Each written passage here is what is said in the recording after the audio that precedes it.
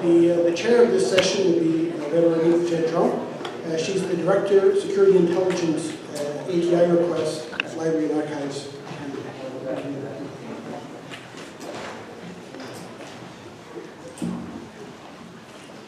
Good morning, everyone. It is my pleasure to be your chair for this session on obtaining historical records via ATIP.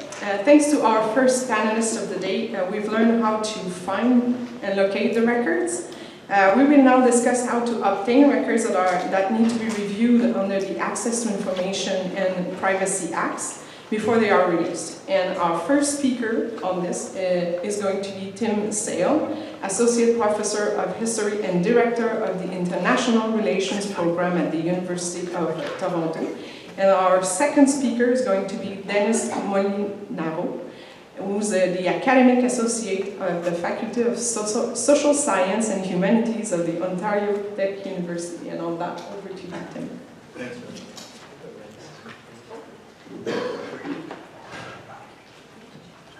Thanks so much. Thanks, everyone. Andrew Burtch was going to join us on the panel today. Andrew Burtch cannot be here today, but he's asked us. Too close to that. Oh, it's the alarm. Oh, gosh. Guilty conscience. Guilty conscience. Okay. Andrew can't be here, but he wanted to share wanted us to share some of his thoughts, and his remarks were really focused on the tremendous value he found as a researcher in asking questions of Library and Archives Canada, of asking questions of reference and portfolio archivists, and also of ATI professionals, asking how he should go about his requests, how he should structure his requests, and indeed even what to structure. And so that's just what I want to contribute from Andrew, is that appreciation and the value of the relationship with LAC as a researcher. And this rings true to me. I've never been in touch with an ATI analyst or an OIC investigator who's not only being extremely professional, but who I felt convinced is really trying to help me get the result I need. That said, that only includes the people that ever respond to my emails. So it's a bit of a skewed data set, but overall I'll take the positive from it. I'm going to talk about a handful of challenges, and I'm really going to try and isolate what I think are the most important challenges we face in obtaining historical records via ATIP. And I'm not going to relitigate the ATIP system. It's a terrible system for historians, but it's the system we're working with right now. And then I'll muse a little bit about steps forward, and I will do almost no complaining about the ATIP system, which is a break for me, but here we go. I just had some context and background. I think I filed my first requests in 2007, 2008, but since 2016, I've filed about 500 access requests to LAC, mostly for records regarding Canada and nuclear weapons. So a really large number of requests. I promise you not a single one of them was frivolous. I should put that on record. Everyone was a real and legitimate request. And I would say about 80% of those have a response, but there's still, I still have a number of requests that are in a complaint status, and so we're working through that. But over that time that I've been using ATI to obtain historical records at LAC, there's really three distinct eras that I've experienced. And the first one lasted until about 2019. So for me, 2016 to 2019. And this was like the wonder era. I could not believe what I was getting back from LAC and the amount of records I was getting back. Again, there are some requests from that period that are still the subject of complaint, but for the most part, this was really an open door, and the tens of thousands, over 100,000 documents now that I've received as a part of these requests, many of them come from that era. 2019 to 2022 or 2023 is like the darkest days. These are the dark days, right? This is about the pandemic, absolutely, but it's bigger than that. The problem started before the pandemic. This is when the system was truly broken, and there just were no responses. And a lot of people in this room saw this from the other side, too. But I want to just add now that I think since the spring of 2023, we are in a new era, and a new era at LAC in particular. And And I don't want to say this too loudly, but the system is working again. It is actually working a little bit, quite a lot actually. We're getting acknowledgement letters with extension dates, and then the release packages are matching those extension dates. So again, the system itself is not geared to obtain historical records, the national ATI system, but we're in a new era, and I just want to make sure that I'm clear about how excellent I think that is before I talk about problems. Okay. So, and this is from, there are a number of problems with the system, but from my perspective as a historian, and I'm including in this the perspective especially of graduate students, there are two very big problems that we face, and they're both related to time. The single biggest challenge researchers face is the time it takes to receive a release package. I know there are many reasons for this, but it's still the biggest problem that we face. And the second biggest problem, as I see it, is the amount of time it takes to resolve a complaint when a release package is not forthcoming, or if it's sanitized so much that it's unusable. So we could call it time to release and time to resolve. Those are the biggest problems that historians face. These are not problems about sanitizations, redactions, things like that. Those are problems, but they're on a separate order. It's all about time. And I'm in a really fortunate situation in that I have time. And I've been waiting and I've been pursuing these requests from 2017 that are still unanswered because I can. But the people for whom time matters the most are the people that can least afford to wait. And this is particularly graduate students who are trying to study some aspect of Canadian history or some aspect of history that has a Canadian component. An MA in Canada is either 1 or 2 years, depending on the institution, and that is not enough time to select a topic, file requests, wait for a release package, and then make use of that release package. You cannot do MA, it's very difficult to do MA research starting from scratch if your project requires access to information. You of course do a project that has relied on previous access to information requests. That's a big part of what we were talking about earlier today. But even for a PhD student, PhDs sort of average 5 to 7 years in Canada, but you have your coursework and your comps. The challenge here is the time, but also the stakes of the dissertation are so high that you cannot apply for a PhD program and then select a topic and work on it unless you can be assured that the documents are available to you. So there is no venture capital PhD. I think this would be a great topic and I hope the documents come in and I'm going to bet big on this. Right? If anyone came to me with that idea, we would have a chat about life choices. So, and we saw the numbers earlier, just sort of in RG25 and on the intelligence side at GAC, we saw the number of folders that are still closed. If the Canadian Foreign Intelligence History Project is somewhere around 500 archival folders, my project, Canada Declassified, has around 500 archival folders. I mean, I tell everyone that's a lot, but when you look at it in relation to these numbers, it's not. There's a huge swath of Canada's international history that can only be accessed using access to information, and that means it will not be studied by graduate students. And this has really enormous implications for the discipline of history, which I don't expect everyone to care about. I care about that, but it does matter for the discipline. But I would argue that there is more at stake here for Canada.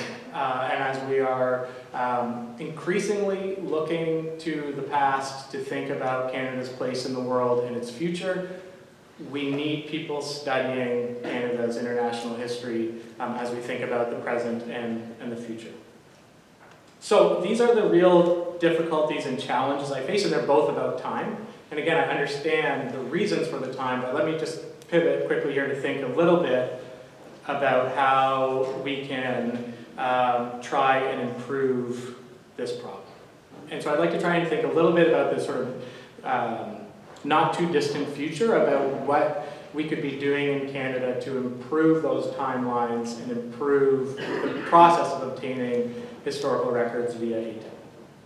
And I've got two models here. One we'll call cooperation light, and one we'll call cooperation heavy.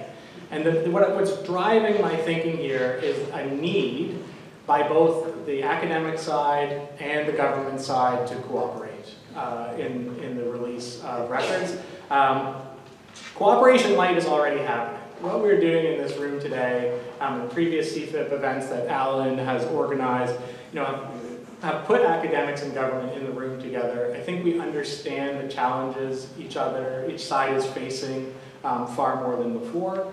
And it's amazing to see people from Library and Archives Canada or Global Affairs Canada actually attending academic conferences, like the North American Society for Intelligence History, and really bringing each other's world into focus for each other. LAC does a lot of outreach to clients, and the OIC also talks to clients. The last bit of what's going on right now, Alan with the Canadian Foreign Intelligence History Project and with my Canada Declassified database, we've worked to make those records available to people who can use them, both inside and outside of government. So there's really no excuse now for documents to be sanitized that are already released. But how can we build on those databases? How can we build on this cooperation?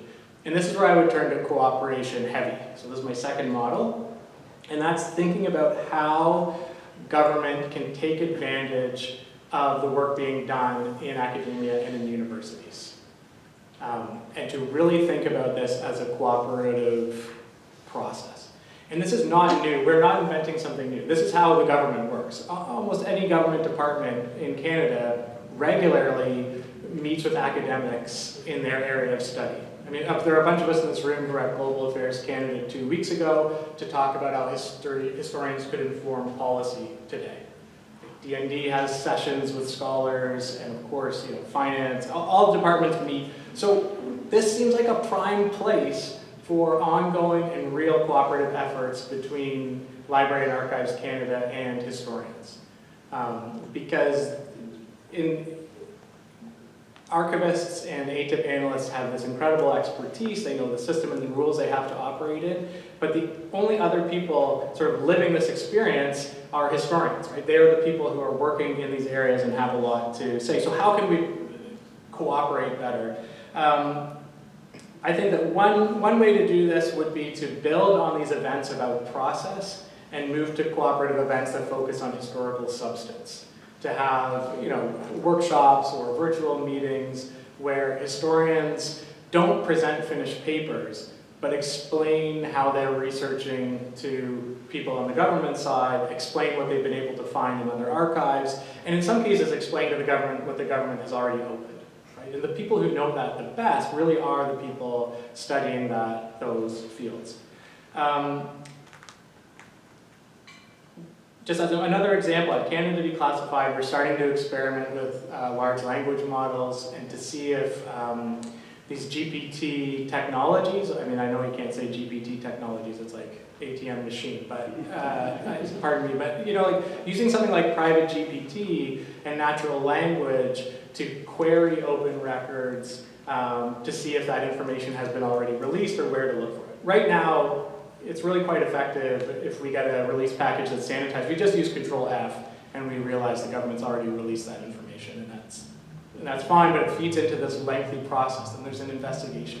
So what if there's some way of using these new technologies not to rely on specific sentences, but to see that subjects have already been tackled either in secondary sources or in open primary sources?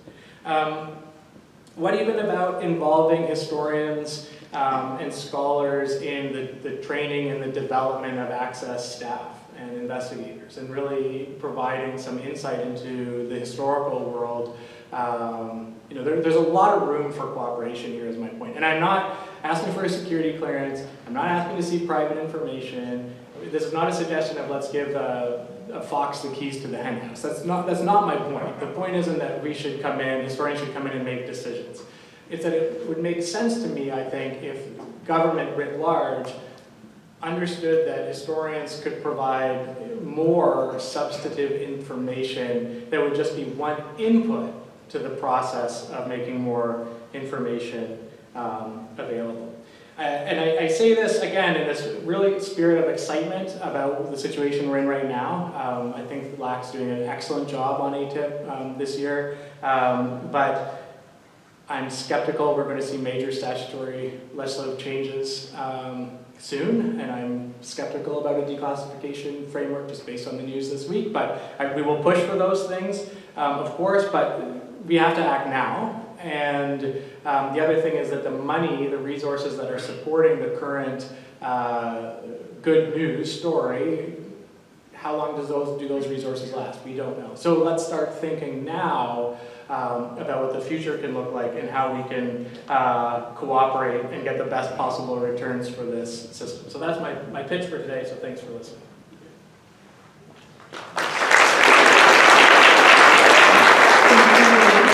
Now over to Dennis. Thank you. So I feel like, full disclosure off the start, that I think it might be responsible for that CN Tower comparison. I'm not. It was CBC that was responsible for that, so let's just make that clear. So our panel here is obtaining records, historical records. So if you haven't noticed, Tim and I are going to solve that issue today. So just everything's going to be good. So also, I don't want to rehash problems either. Although I have many that I'd like to. But there's a couple of main ones I think I have to dip into, some kind of problems that I've encountered in terms of ATIP, in order if we're going to propose some kinds of solutions to those things. One, if we're talking about effective searches, so how do we do that? I mean, it's incredibly difficult to do if you don't actually know what's there. And this doesn't really necessarily apply to LAC, which, where you can easily search for information. But part of that was really the reasoning behind my request to PCO back in 2016 that seemed to cause quite a stir. I was getting the message of, well, we can't process your request because you're too broad. And I said, I was in this Kafkaesque, a little bit of a maze where, well, I can't be specific because you won't tell me what you have. So that led to the request. It wasn't an attempt to fill ATIP analysts with dread when they see Dennis Molinaro coming through with an ATIP request. Uh-oh, what's he going to ask for this time? But it was literally to try to remove and try to take that opaqueness out of the process. Give me a list of the information that's there, and then I can be specific. It seems relatively simple in hindsight. But this problem even that we get into is even if we have the list, that doesn't necessarily mean that we're actually going to get that information, right? Because, shortly after all those news stories came out, I got a listing of information that just came into LAC, and this is great. So I filed, the access to information request because a new list came in, and now the Heritage Minister is battling with the Information Commissioner about that same request 6 years later. So here we are. So I would say, though, that the publication of listing information makes it easier, right? That's what is essential to helping researchers be specific. We'll be specific. Telling us that the file listings is not divulging some major state secret that is going to cause intense harm. It's just going to allow us to. It's actually going to help, I think, everybody be organized in terms of actually helping them figure out what they actually have. But now let's get into some bigger problems. I'm sure everybody's really happy waiting for that. But having been in government myself, where CSIS is where I was. So let's talk about risk aversion in government. Very popular subject. So what do I mean by risk aversion in the context of historical document releases? Well, I mean essentially that somebody who's tasked with processing these requests may not have the knowledge required to accurately assess if this information should be released. And do they really want to be, quote unquote, on the hook for letting this out the door? So that process may go up to a supervisor who may similarly also not want to be on the hook for this going out the door. And so what happens? Nothing leaves, right? It stays exactly where it is. And so the level of knowledge, whether one person knows more about the contents of the file or not, doesn't really seem to matter so much as the fear of being responsible for the release, which really isn't over the, fair to the frontline analysts to have to really kind of shoulder that burden, or the supervisors. People often perceive things as, as in terms of knowledge, as things being safer when it's held, right? And the release of information as being bad, something to be avoided. And a large part of this is cultural. This is a cultural understanding of how we understand knowledge. I mean, we take it even to the things that are our own personal knowledge, our personal information, things on our phones. We keep it because it's personal, it's safe if it's kept. If it's public, maybe not so much, right? And it has a broader application, I'd say, beyond ATI, obviously, and it extends to a lot of levels of government. But I think risk aversion here is actually very real, and I suspect it's become somewhat ingrained in institutions, especially involved in the security and intelligence world, where the default is secrecy. Openness is not good, right? In some cases, for good reason, right? To protect classified information. But the problem becomes really where there's no separation between the present and the historical, right? Maybe we share some of that blame when we claim that history is never really over and it's always active, and then we have to bear that now. But the culture is one where things are structured this way, and the default will be centered on finding ways to retain rather than to release, right? So we need a cultural shift, and that's easier said than done.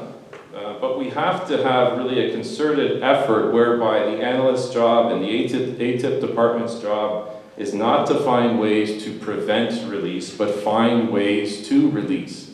Maybe that's already happening here, I don't necessarily know, but I definitely know it's not happening in some other places. And this could be done, I would say, by actually working with historians, right? People who've been involved in intelligence, or historians who've been in both worlds, like myself, right? To help create essentially a set of guidelines, set of what could be considered for release if security is actually the concern. Most analysts as well that are even working within security intelligence services, who are dealing with ATIP requests, may not have actually even been involved in any intelligence investigations, and will exempt material for things like sources and methods without understanding what sources and methods actually need protecting, what aspect of those things need protecting. It doesn't mean, if you're trying to protect your source's identity, that's fine. That's, of course you want to exempt, you want to not release on that information. But the content that doesn't identify the source, and if it's historical in nature, we really have to actually assess whether we actually need to keep some of that. So sometimes it's a situation of not knowing enough about the information. And a lot of things are done internally in this world, when we're talking about security intelligence. And that's a problem when everything is insular and nothing is being consulted out. And I would refer to Tim's, cooperation-heavy notion here, where this is an example of where, consultation outside can be of benefit. Again, it's not necessarily like the analogy used of being in the fox being in the hen house. Well, I think that's great, but it's literally about consultation in terms of we might have a perspective that can help in terms of offering some insight. That leads me to another area, and that is over-classification. We classify generally in this country way too much. And this culture pervades the intelligence community. It extends down, I think, to places like LAC. We have documents essentially that leave TS secured facilities, go to places like here, like LAC, and they're still not declassified. They're still, for decades after their relevancy has ended. And the security and intelligence field has a really chaotic relationship with information and classification, where something can be considered too old and outdated to be relevant. But no, we can't release that. So there's this curious situation we find ourselves in. And the analyst not in the field has to really have a level of trust with the institution that they are consulting for something to be released. You're trusting that the information, that somebody is really vetting that information properly and thoroughly and consulting and really taking, as opposed to wanting to just keep it secured. I can say quite confidently, as someone who's both a historian and has been on the other side of the classified curtain, that the vast majority of the time we have a culture of fear, in the sense that nothing can be made public in the intelligence world, and that leads to overclassification. I was guilty of this as well. Blame me for some of those classifications. There were times where in hindsight, I believe I overclassified some things. I admit to that here. So, in terms of having a classification higher than maybe really was required. Why? Because it was an articulation of the value that I placed in the document. So what happens is, the more you value something, the higher you put that classification. And what does that mean? That means that the value that is assigned is subjective. It means it's been ascribed by the person at the time, in the situation at the time. That was the value. That does not mean that exists indefinitely. And really, if it's exposed to a little bit of external eyes, we find that maybe it's not even really all that warranted in some cases. Take a hypothetical example of classifying emails if you go for coffee with coworkers. Now that seems ridiculous. Why would you do that? Why would you classify things like that? I mean, it seems ridiculous, but in the context of the counterintelligence world, what if someone ATIP'd emails and then saw where officers like to go for coffee and then maybe try to surveil them, associate names to faces and start trying to chain people together? And you can see how that mindset can work, and if no one steps in and says that's not realistic or possible, then it continues, right? And I liken classification actually to law creation, where it's often easier to create new laws than it is to repeal them, right? And we have the same thing, I think, with classification. So I think really,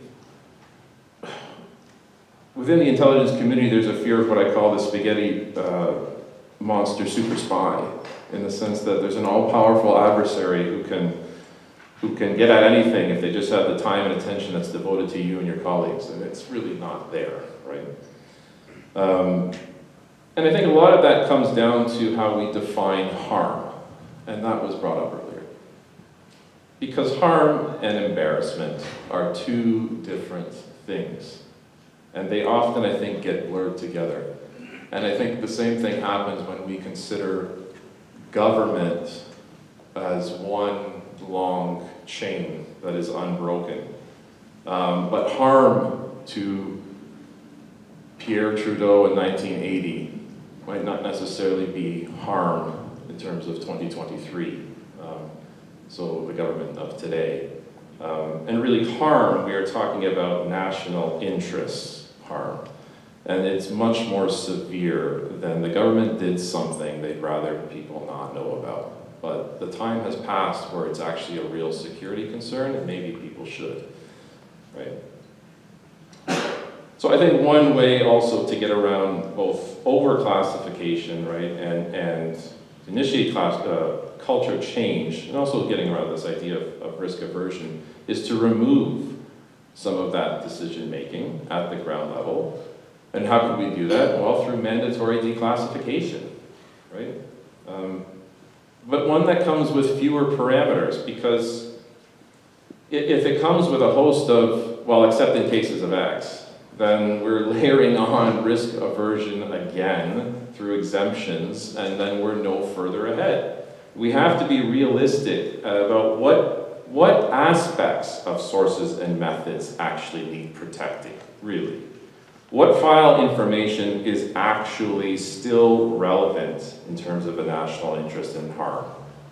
Because the realities are that actually much more information is publicly known than sometimes not, more than we might think. Just ask the Globe and Mail. I mean, there's a lot that's publicly available. I'm making a joke about that. But, I think that's where we'll end in terms of two things I think that really plague researchers the most in the realm of risk aversion and overclassification. And I think ultimately this comes down to, look, if we want a intelligence culture in this country, we have to have an intelligence history.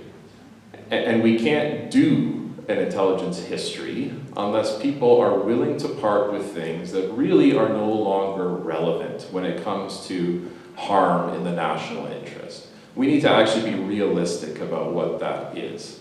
And then we can start having an intelligence history, we can start really having robust discussions and dialogues, and we can actually get an intelligence culture. That's it for me.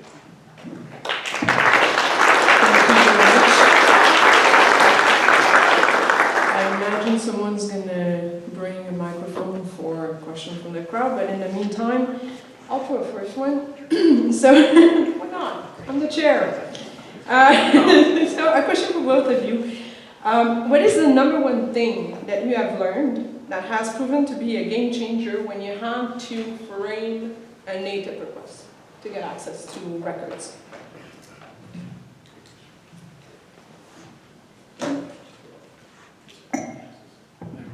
This one does work eventually now. Okay. Do you mind if I go first? Okay. Yeah, so really a return to basics here, but I'll expand upon it, and that is not filing requests like all records related to X, but instead using archival references to file requests. And I mean, this is basic stuff, but I think it's worth repeating all the time that I find this to be extremely helpful. And I'm more and more convinced that that's the way to approach. So what I mean to say is that using things like the finding aids that Alan was talking about earlier, identifying a particular file folder and then requesting that file folder is how I do all of my research and all of my requests, rather than asking for types of documents. My understanding is if you ask for a type of document or on a subject, then it will be referred to an archivist who has to help assemble or find those documents, and then it goes to ATIP. So by asking for an archival folder, you're speaking the same language as LAC, and so you're able to, it can go right to reviewing that folder. So for a historian, it's really important for me to have the folder because I need the context of a policy memo, right? We never write about just a single policy memo. We write about the decisions that led to that policy memo, the drafts of that memo, and so on. So as a historian, I think the context provided by a folder is key. And then just practically, frankly, I don't think it makes a difference to ask for 150 pages versus all the pages covering October 20th to 27th, 1962 from that folder. I know that there are there seem to be different frameworks for extension requests based on number of pages, but it does not seem to me that splitting hairs and only asking for a specific set of documents within a folder changes that time period significantly. So I have recently, I thought I'd be really smart and say, I know I want this folder, and I want documents from this day in that folder, and I should have just asked for the whole folder. It's going to take the same amount of time. So, and that's also extremely helpful for me because then when the folder is released, that's useful for other researchers too. And so other people may be looking in those records for something different than what I'm looking for. I'm able to pass that on to students or put the folders up on Canada Declassified or contribute them to the CFIHP database. So using the archival reference system we heard about in the first panel to structure my requests is basically the only way I operate, I think is the best way to go. Thanks. Yeah, that's a tougher question actually than initially it seemed. But I would agree with Tim. I mean, in the past there was times where I would do broader requests simply because it's difficult when you're researching if you're talking about history and we're researching a particular topic. Sometimes we don't know what we're after until we actually start getting into the material.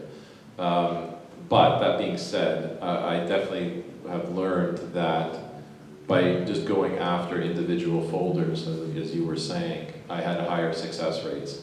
And also, I would say that really my success rate a lot of it is determined by the assistance I get from LAC, from whether it's LAC or whether, if it goes to a Complaint and Information Commissioner's office. These are areas that the staff have been amazing in trying to help us. And I have had good experiences where they will recommend maybe that's not, what you actually are looking for. This folder might be better suited, and that, I think, it weighs heavily on whether or not a request is going to be successful. So, and this is why the discussion of the finding aids this morning is so important, right? Because you can only approach things this way if you know what to ask for, what volume to ask for, what folder title or folder number. And so, my advice only works if the finding aids are available. And so otherwise, you do end up in that situation where you need to ask an open-ended question, and those are the most frustrating requests, as I think a requester and probably on the government side.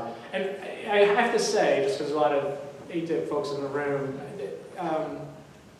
I can't help but think, and maybe this is only at the OPI level, that if I ask for a specific document, somehow that's going to be interpreted as, well, this is an important document, we really need to look at this because someone's asking for it. And that's really rarely the case. But identifying a specific document, I think, can bizarrely send a signal that, why is this person asking for this particular document from October 24th, 1962? It must be very sensitive. They must not be able to get it anywhere else. And that's rarely the case, right? So I actually find that as a requester, there's some insurance or some cloaking of mystery in asking for a folder, and it breaks down any of this idea that there's something really special about the document. Most of my requests are not about information that I think is particularly special or that I'm hoping to score a big release on. I just need to know where this memo went within external affairs in 1956. So that's just more of our distribution, yeah, that's right. Thank you very much. And on that, we're going to open the question period to the floor. Thank you. It's not a question, it's actually a comment. Véronique, it's an amazing question that you ask, and it's not a bad comment, so no worries. You both presented about the problems and all the good things that also come up from it.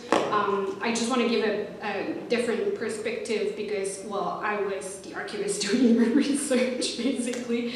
And you both said it really well that historian as well as archivist are intertwined, the work is intertwined, everything, both perspectives is really important in understanding each other. With that being said, Tim, you point that when you learn is putting ATIP requests with the file folder specifically, just to give a perspective, because yes, I use a CN Tower, I'm not going to use that one now, but from 2015 to I think latest 2017, we would be having, and I was alone in the portfolio, I would be handling 20, 25 ATIP requests a week, as opposed to after you guys learned how to actually put requests, maybe 1 to 2 if I was lucky to get some in those weeks. So for me, you learning how to actually do your own research and not asking me to be your archival assistant or researcher assistant really helped me provide better access when you had less requests. And for you as a researcher or as a citizen that want to have access to something, when you put a request that is really specific, that request never reached the archive, the archivist. It only stays at the ATIP level because they can order the material themselves. So it really caught the time. You just made a comment about when you request one specific document. I can also say that those ones are good. When it's a very specific document with a date, yes, the archivist has to do a little bit more research. However, for ATIP, that's the only document that they're going to evaluate, not the whole folder. So, thank you. Thank you very much, Menezzi. Any other question from the floor? I guess this wraps the panel, the second panel of the day then. It's going to be an early lunch. Thank you very much, everyone.